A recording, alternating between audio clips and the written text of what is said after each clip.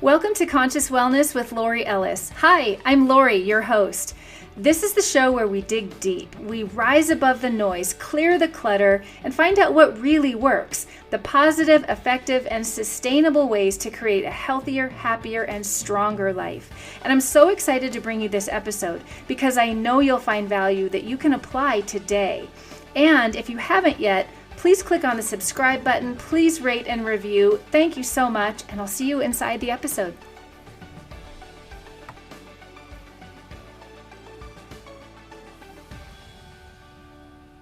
Hi, and welcome to the episode. This episode is being recorded both video and audio, so that's exciting. And if you're listening and you want to catch the video portion, it will be uploaded to my YouTube channel, so you can catch it there. And this episode is a little special to me because it is March 2nd and it's the 3-year anniversary of my explant surgery. So I decided I would share that experience here. And if you don't know what explant is, it's the surgical removal of breast implants. And I'm sharing it because it was a significant part of my ongoing wellness and fitness journey. And if you've heard me talk about wellness and fitness, you hear me talk about it as this great big picture full of all these different puzzle pieces and moving parts and elements. And it is a journey. It's a lifelong adventure. It's a lifelong process.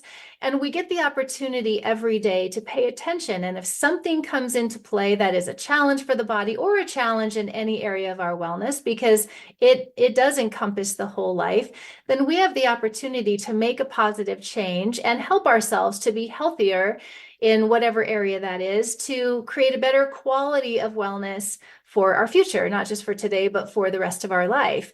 And if you haven't listened to the first episode of this podcast, circle back and listen to episode 1, because I do share what happened in my life 24 years ago that led me to even being in this field and having this awareness, and why I'm doing this podcast, and what happened 24 years ago, and why I went out to seek the education and the information and the knowledge about how to help myself. So helping myself to get well and to help my body to heal and to become well and strong all those years ago.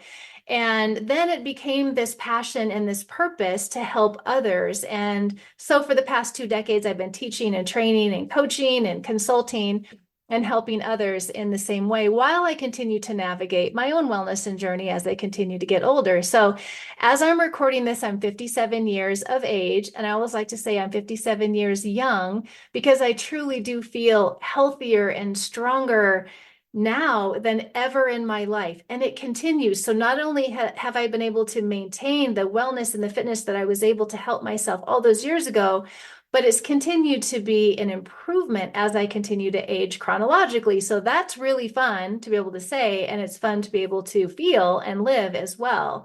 And so that's why I'm bringing this up, because 3 years ago, I made a decision. Well, it was about 5 years ago, I made the decision. And 3 years ago, I had the surgery to remove the breast implants because they were creating a challenge for my body. And it took a while to come to that conclusion, because I didn't have the awareness 13 years ago when I had the augmentation done.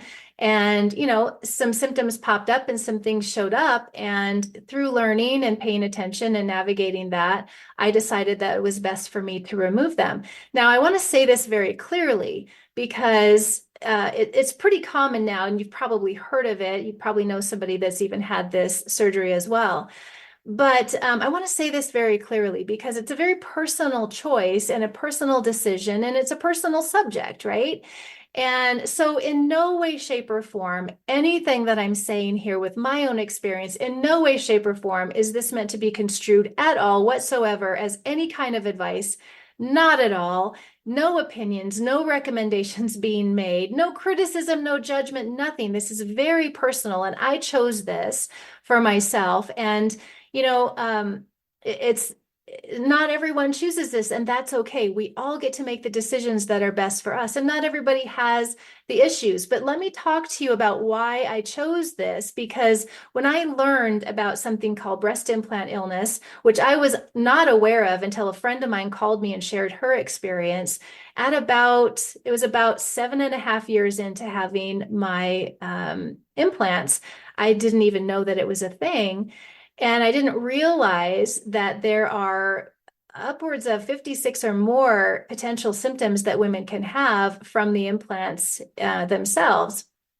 And so if you want more information about that I don't go into, reach out to me. I'm an open book about this. And I learned a lot because once I was aware of it, of course, I started to research and study and talked to many women. And now since I've had the surgery myself, I've spoken to so many women. I've helped a lot of women to navigate this and to prepare for the surgery, not just prepare for the surgery, but and for strength for the surgery, for wellness for the surgery, but also after, because it really is a journey after as well as preparing before. So let me back up. I'm 57 years of age now. It was 13 years ago that I had the augmentation done. I was already about 10 years into my wellness and fitness journey at that point and feeling really great, feeling strong, really fit, and already teaching and already, professionally working in the field of wellness and fitness. And I decided that I wanted the breast augmentation done, and I had the surgery,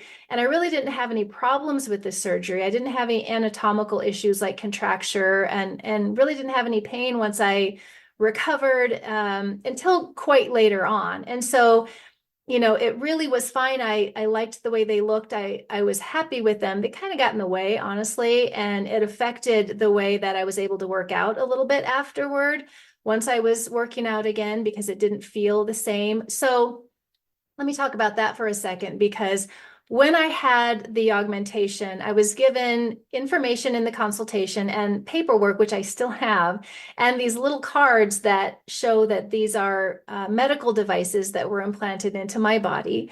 And so you get these little cards, and it tells you, in the case of breast implants, it tells you the number of cc's and the manufacturer and the model number. And then you get this information. And I was told 13 years ago that they were safe and hypoallergenic and sterile, but I wasn't told a lot of the information that I know now. And that's really significant to know. And so back then when I had the surgery, I was given the choice of saline or silicone, smooth or textured, and I chose this smooth saline. And then I was given the choice of submuscular or over the muscle, and I chose under the muscle, which means they create a pocket in the pectoral muscle and they insert part of the implant in the muscle, and the rest of it just adheres to the chest. And so then that's how it was implanted. And think about so this is what I learned. The outer shell of, this is what I learned later, much, much later. The outer shell of the implant, regardless of what's inside, whether it's saline or silicone, the outer shell is made up of silicone and other plastics. And these materials are made up of, according to, and the details are different for different companies, of course, but on average, according to the research, there's upwards of 40 or more neurotoxic chemicals that go into the making of these materials, as well as 10 or more heavy metals. And of course, I didn't know that back then. And then when you implant something into the body then sees it as a foreign object, and there's a healing process and a time, but the body, is going through this process of trying to figure out what to do with it. And we'll think of a sliver. So you get a sliver in your finger, and it creates something called acute inflammation and creates fluid and pushes that sliver out, right? Because it's a foreign object. So with the case of breast implants, of course, the body, isn't able to push them out. Some women, I've talked to so many women since, that have had movement where, the body is trying to move them around, or, different things are happening and they have pain and contracture and things. I didn't have any of that. I didn't have any issues anatomically with them. But back to the chemicals. So that's implanted in the body, and then the body, of course, the temperature being 98.6, then, over time, these materials start to break down, and those chemicals then are released into the body because they're breaking down and leaching from that outer shell. And that happens over time. And also what happens when the body detects a foreign object, if it can't metabolize it, if it can't detoxify it, if it can't digest it, if it can't push it out, then it's going to try to protect you in some way. And in the case of implants, it creates something called a capsule. And isn't that fascinating? So the body's trying to protect us. And so it builds this tissue around the implant and it's scar tissue. But of course, it has vessels, blood vessels to feed that tissue. So it's made up of blood vessels and tissue, and it creates a capsule to enclose and encompass that implant to try to keep us safe from that. And so these capsules form, and that happens over time as well. And so where I'll start. So I had the surgery, noticed the hair loss in the beginning, didn't attribute it to that. And then 6 or 7 years goes by, and I start to have kind of a couple of weird symptoms that don't make sense because I was so healthy and strong and, very regular with my checkups and my blood work and all of the assessments that I personally do for my wellness and my fitness to make sure that, I'm covering all the bases and I'm giving my body what it needs and, really taking care to pay attention. And that's what I teach. So I was noticing some strange symptoms about year 7, roughly. And the symptoms for me were anxiety that was heightened to the point of sometimes panic attacks, which was not normal for me. And I hadn't had headaches in years, not since 24 years ago when my body was dealing with the issue that I share in episode 1. And so I started getting kind of these random localized headaches, and that was really odd. And so I was dealing with those. And a friend of mine called me about this same time. And she had implants too. Hers, she had had a lot longer than mine. And she said to me, "Have you heard of breast implant illness?" And at that time I hadn't. And I said, "No, I've never heard of that." And she shared the information with me, and she shared some symptoms that she was having, which were pretty severe, pretty serious. And so she had done a lot of research, and she's a lot like me, very, very particular with her wellness and very attentive to her health and her fitness. And she said, "I really think it's the implants, and I'm going to have an explant surgery and remove them. And I really think it's going to help." And she said, "I wanted you to know about this." And at that time, my response to her was, "Well, I don't think I really have any problems with mine. I think it's fine." And of course, I didn't want a surgery. Nobody does. But she shared that with me, and how interesting, right about the time that those symptoms, just those 2 random symptoms. And again, like I said, there are over 50, 56 plus, I think, I don't even know, probably more than that now, that women have reported and experienced, and some very, very serious. And I feel very fortunate that my 2 symptoms were heightened anxiety to the point of panic attacks and a localized headache. And I really attribute that to how healthy my body was and how attentive, I am to my health. And I really feel like my body detoxifies like a boss, like a warrior. And so, having that in place is really a blessing. And so she calls me and she tells me that she's having the explant surgery. And I said, "Oh, keep me informed and let me know." She has the surgery, and she reports to me after, she heals and recovers, that many of her symptoms had subsided. And that was really exciting. And I was so happy for her. So that made me really pay attention. And I started researching and I started learning. And then I realized, okay, it's coming up on the 10-year mark, because the other thing about breast implants, and they do tell you this in the beginning, is that they are about a 10-year device. And at 10 years, they encourage you to replace them with new ones or to have them removed. And now I know why. At the time, I didn't realize that. And 10 years seems like so far ahead, but of course, it showed up really quickly. And so I was looking at the 10-year mark and thinking, I really need to make some decisions here.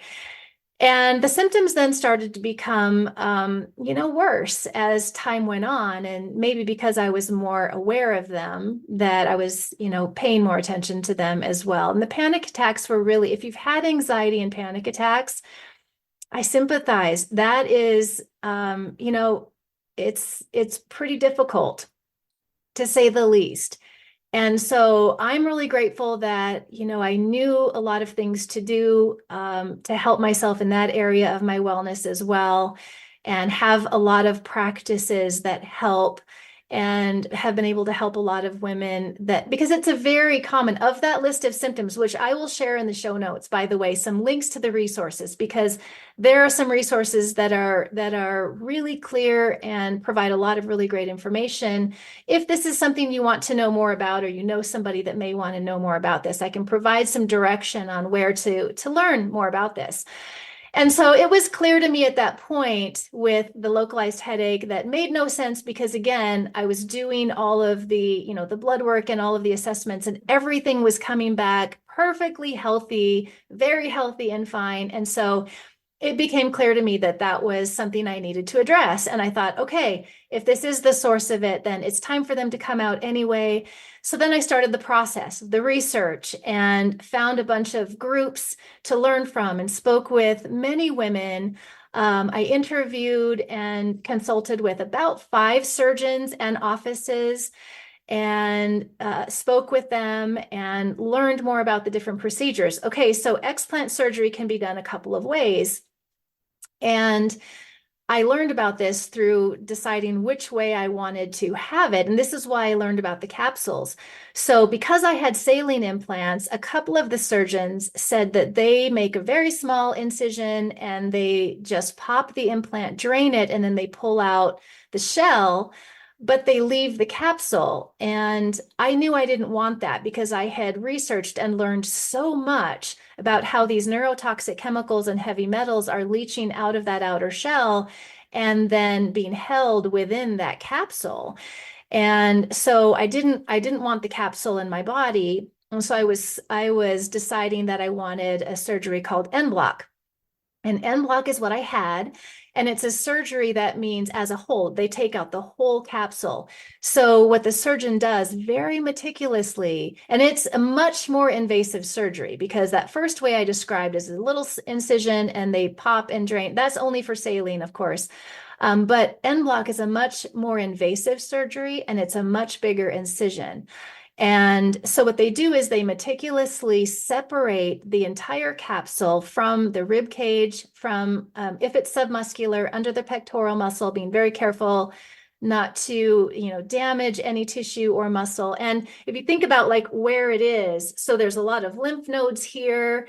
There's, of course, the pectoral muscle. And so they're separating, they make the incision, you can't see under, but they make the incision under and go and lift, and then they go and surgically separate that capsule from the rib cage, from up under the muscle, and careful not to, and from all the tissue that it's adhering to, because that capsule is adhering in part of all of the tissue. And the goal for the surgeon is to separate that capsule and get it clean, get it all as one, and remove it without disturbing or exposing the implant inside. And my surgeon was able to do that for me. And I have pictures of that. So, and I'm not squeamish. I like to see that. Anatomy fascinates me and surgeries fascinate me. So I was happy to see the pictures of this en bloc, and that whole capsule came out as a whole. And then what they do is then they take the capsule off, they cut it and remove and expose the implant inside after it's out of the body, because sometimes the implant is ruptured. And in the case of a silicone implant, if that's ruptured, they don't want that to leach into the body. They want to remove it fully enclosed within that capsule safely, and then remove it from the body and then open it up. And I've talked with many women that have had that issue, and silicone being leached into the body is not a good thing. So I was very grateful that I had that full en bloc, but that's how that surgery goes. And so very invasive, and a lot of incisions. And then I had a lift as well. I chose to have the lift. And so there was more incision and more recovery. But I'm very grateful that I chose a surgeon that had a lot of experience, very meticulous experience in microsurgery, and an incredible surgeon when it comes to the suturing as well. And so if you have any questions about this, I'm an open book, clearly, and have learned so much and talked to so many women and have helped so many women to navigate this process. of, what kind of surgery, where to go, and how to choose a surgeon, and all of that.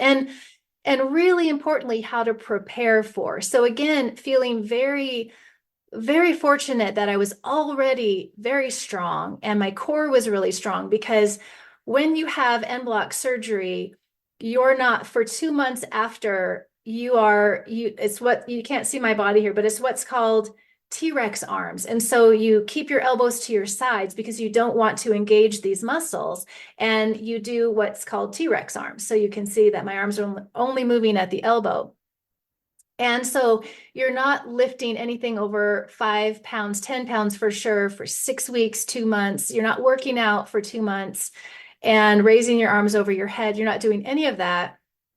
And so core strength is very important because you're not, pushing yourself up, or pulling anything or doing any of that for a long while. And so getting up and down off a chair and in and out of the bed and in the shower and up and down off the toilet like that, that core strength is very advantageous in that type of a situation. And core strength is something that I'm so passionate about as well. And I teach my own method of functional core strength because that is so important as we continue to navigate our wellness journey too, to keep our strong muscles. Muscles are very important to our wellness overall, and I'll do a whole podcast on that as well. So having that musculature is super important.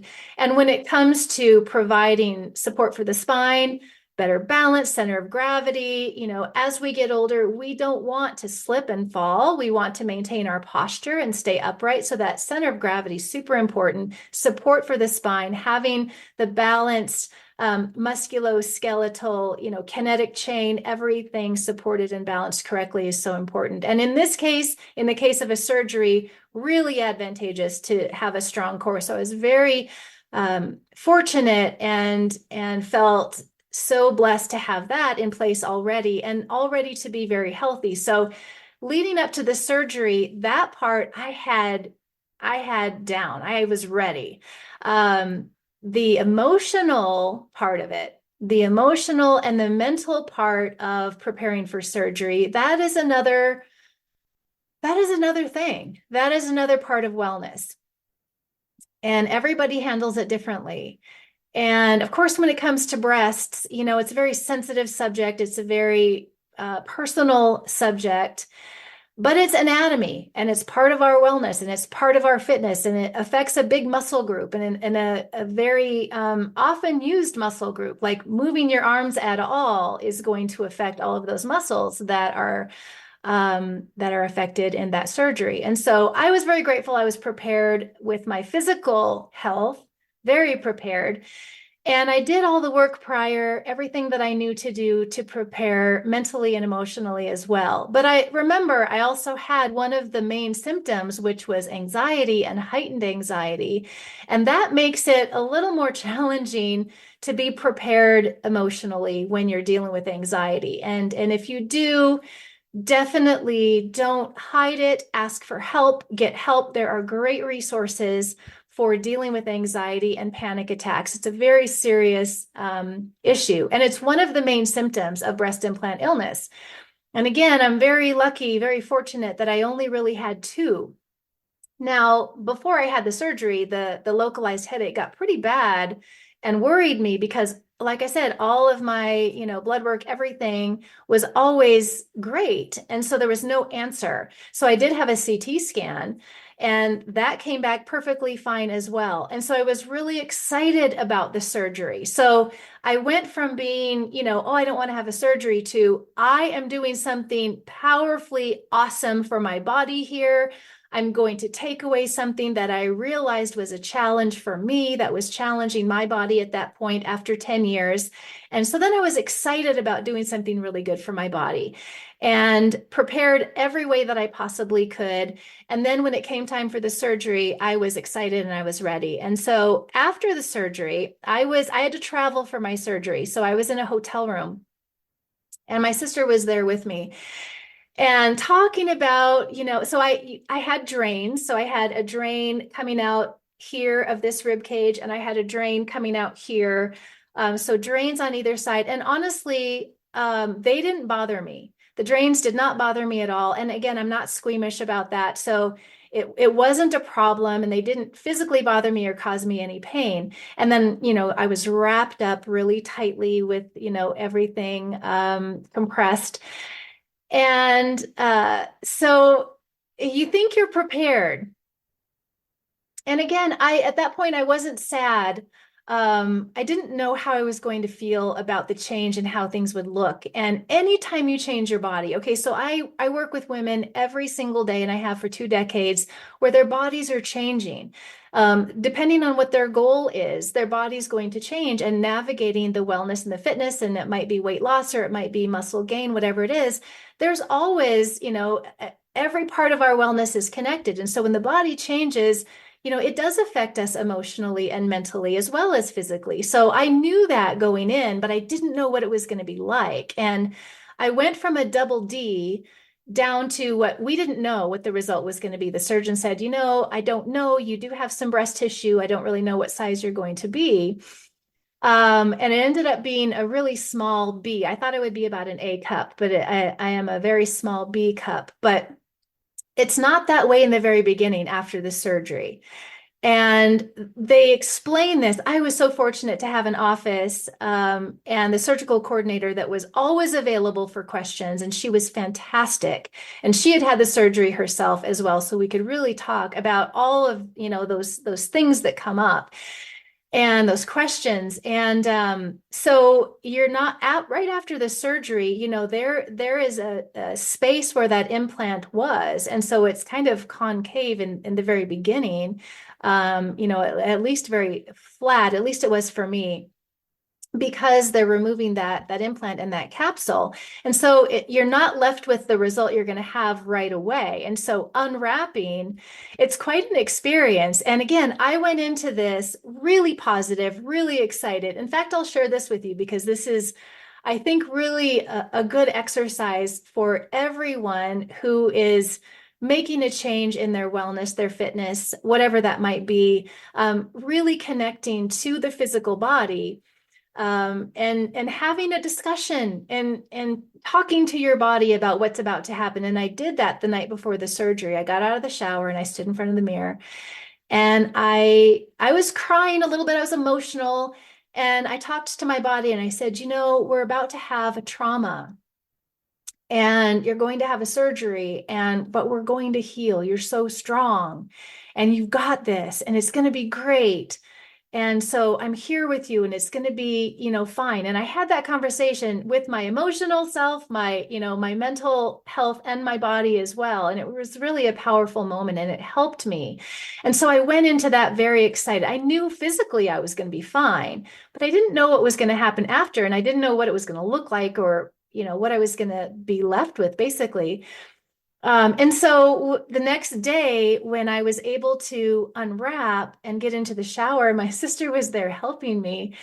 And I unwrapped it, and I remember looking down and kind of laughing. And I remember saying, what in the world just happened? Because you're not prepared, even though you are, and you see the pictures. So I just want to be really transparent about that too, that there was an adjustment period for me, and not just the initial healing and recovery phase physically, but also ongoing these last 3 years.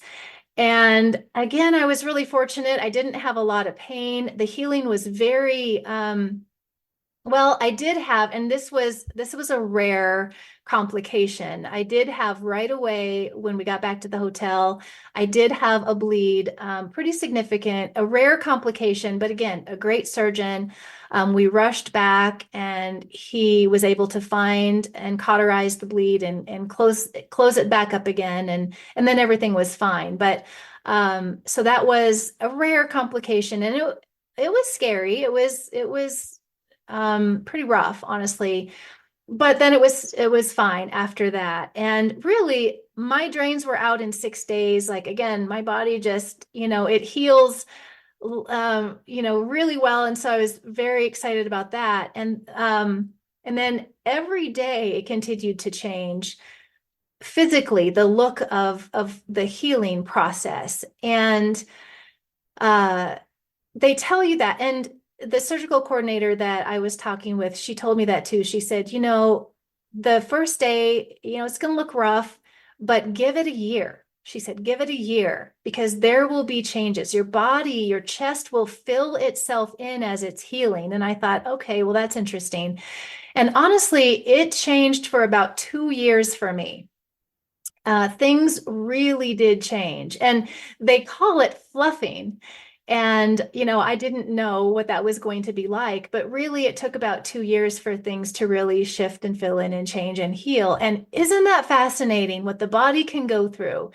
And it makes me just appreciate this physical vehicle so much and honor this wellness that we have the opportunity every single day to pay attention to and to give our body good things and make decisions to be able to help ourselves in whatever area we feel that we can improve and become healthier. And so I say this all the time. And I want to say this again here, that our body is not who we are, but it houses who we are, our spirit, our soul, our heart, and our mind. That's who we are. But without a healthy physical body with which to carry our soul through this physical existence, we may not be able to fully live out our purpose and our passion in this life. And I believe that so strongly. And so this experience was really beautiful. It was rough. There was a lot of decisions to be made. There was a lot of, the old fears pop up. And if you listen to episode 2, I go deeply into the brain and our old program thoughts and our belief systems and how our thoughts create our feelings, and our feelings then determine our beliefs about ourselves and what's possible. And a lot of people are dealing with old thoughts from childhood, old beliefs, things that no longer serve us, but they're programmed into our brain. And so listen to episode 2 because I go in depth about that and how we can help ourselves to change our thought process and basically reprogram ourselves for more positive beliefs. And the true worth of who we are is not our physical look, it's not our appearance. Our worth is not the size of our breasts. Our worth is not our hair or any part of us. Our worth is within us. It's who we are and our soul and who we came here to be and what we came here to do and what we came here to give. That's our worth. And, a lot of that comes up when we're going through changes, specifically appearance changes, because we get so stuck in society, of course. We all know what we're up against with comparison and competition and all the visuals and all the everything photoshopped and all the stuff that we all know we deal with every single day. But we do know that our true worth is not that. And yet we're so stuck in these old beliefs and we get caught up in this physical 3D existence and this, kind of judging ourselves and all of that based on appearance. And there's nothing wrong with wanting to feel good about our physical appearance either. So I'm not saying that. That's a very important part of our wellness. Every aspect of our wellness affects each other. And when we feel better physically, we feel better emotionally. And when we feel better emotionally and mentally, we feel better physically. It is all connected. And so I am all for helping yourself to feel better with your appearance and like your appearance, but not because it determines your worth, because it makes you feel better about yourself as a whole with your wellness. And that is all a whole other topic, but actually really not, because it has a lot to do with what you go through, especially with a surgery like this, when your body changes significantly. Like I said, I went from a double D down to a small B cup, and I am so happy. Let me tell you this. I personally don't miss them. I'm glad that I removed that from my body. That clearly became a challenge for me. And I will tell you this, literally waking up from that surgery, well, not literally waking up, in the recovery room, I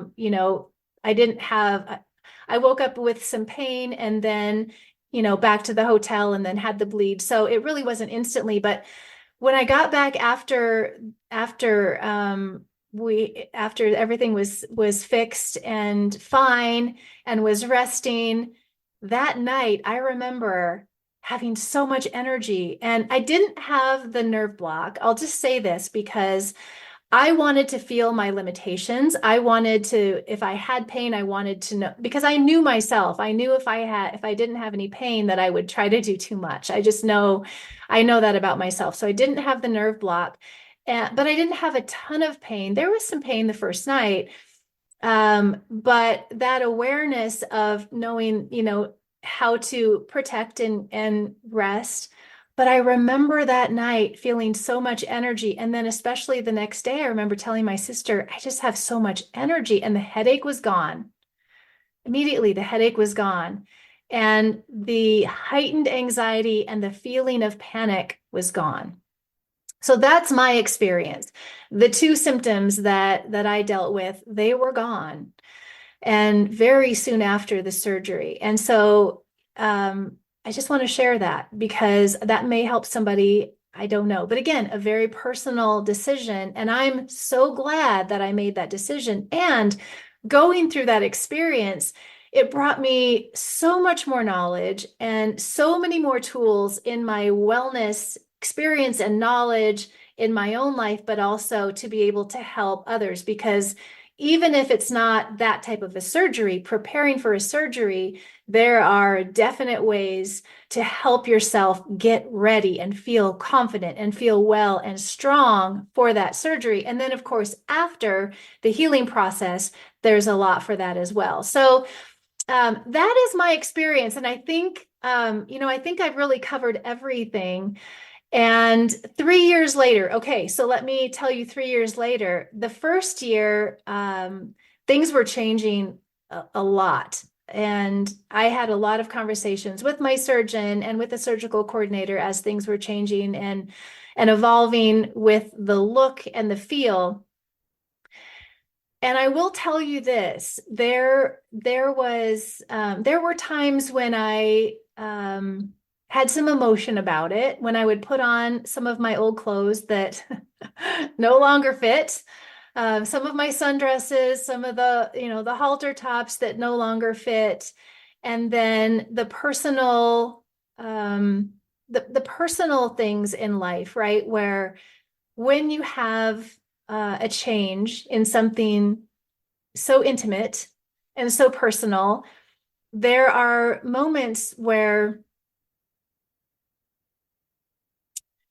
maybe I'll go into this, maybe I won't. There's a lot of emotion, let's just say. So if you're listening to this, I'm pausing, and if you're watching this, you can see that I'm thinking. But in the audio recordings, I would have probably shortened some of those pauses. But I'm clearly thinking of how much, because I'm remembering. Okay, so. And I work with clients when we go through, their changes too. And there's an emotion attached to it, especially something so very personal. So I remember moments of crying, of, my body's different. And there were times when I missed the way they looked and the way I could fill out certain clothes, because again, very honestly, very transparently, those our breasts are very intimate to us, and they help us, at least for me, they did enhance my confidence in, how I felt and feeling sexy, but you relearn all of that. So very vulnerable here, sharing that I did go through some of those moments where I relearned, but I became so thankful. And now I'm so happy. I wouldn't go back to that, but I also would go through it again. So I would go through that surgery again, without a doubt, for the way that I feel now, and absolutely love the shape and the result. Very, very happy. But there is a time during that healing process where there is an emotional healing, and there is, we're holding on to old thoughts again and old beliefs again about ourselves.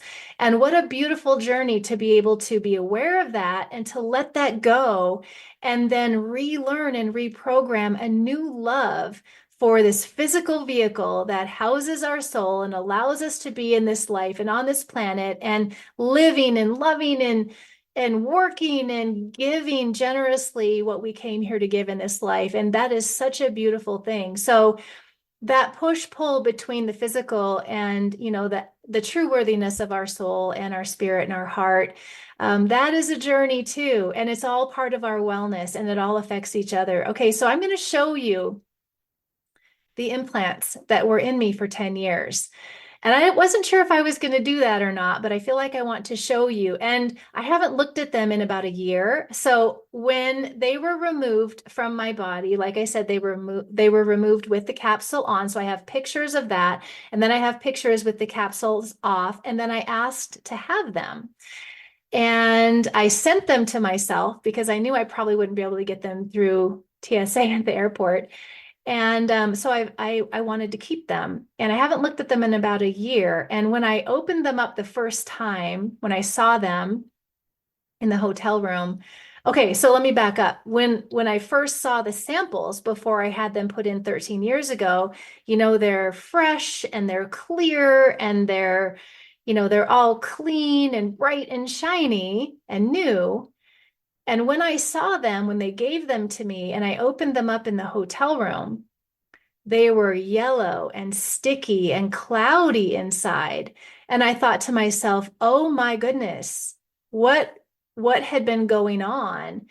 And so there's a lot more to talk about when it comes to breast implant illness. And this episode is not about that. It was just about my experience. And so, but like I said, I've been helping so many women since.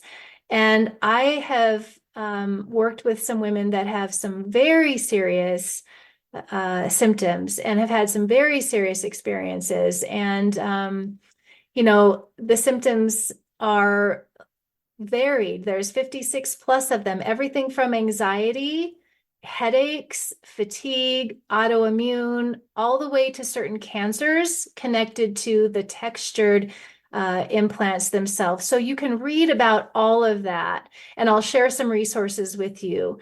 But I wanted to talk about my experience with the actual procedure and the wellness aspect of preparing and healing.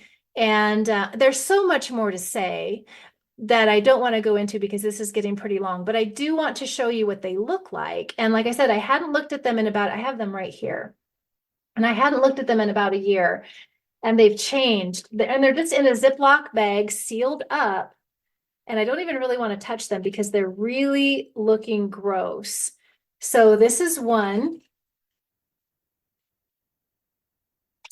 So I don't know, they've evaporated a little bit. And this is the other one. And you can see what's inside. There's stuff there. It's very cloudy and there's things floating. I don't know what that is. And I'm going to wash my hands really good when I put these back in the Ziploc.